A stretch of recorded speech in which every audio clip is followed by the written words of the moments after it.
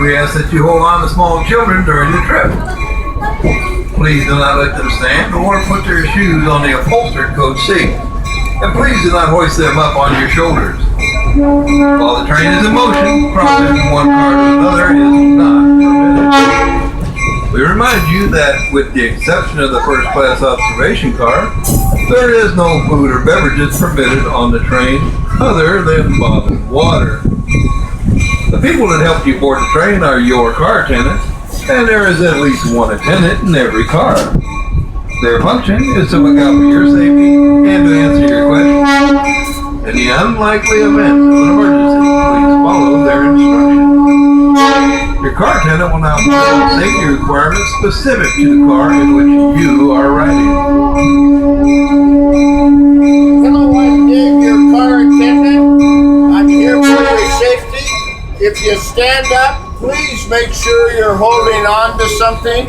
And if your child is standing up, please make sure you're holding on to them or they're holding on to something.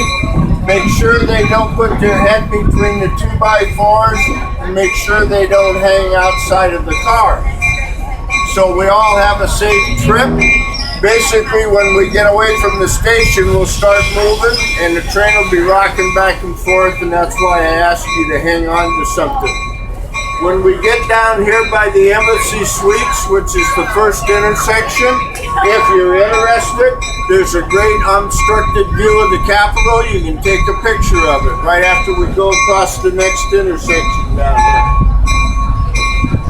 If you have any questions, I'll try and answer them for you.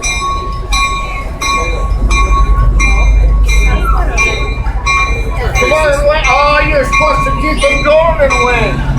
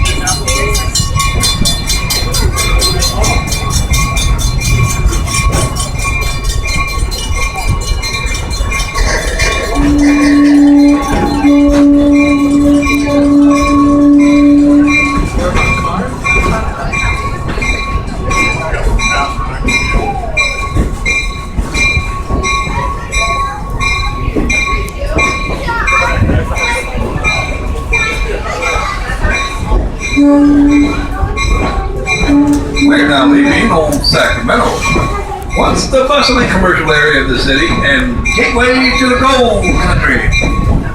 In the late 1840s through the 1950s, ocean-going ships and steam-powered paddle wheelers made their way between San Francisco and Sacramento, carrying freight and passengers. By the mid-1850s, Sacramento was rapidly growing into a prosperous city, serving the needs of miners to the east and a swelling immigrant population, flocking to California in search of a new and better life. The original plot for the city of Sacramento was laid out and surveyed by Captain William H. Warner and Lieutenant William Tecumseh Sherman of the Army Corps of Engineers. However, a portion of the city had to be raised to 12 feet, beginning in the late 1860s, as the young officers had not realized it was laid out in a floodplain.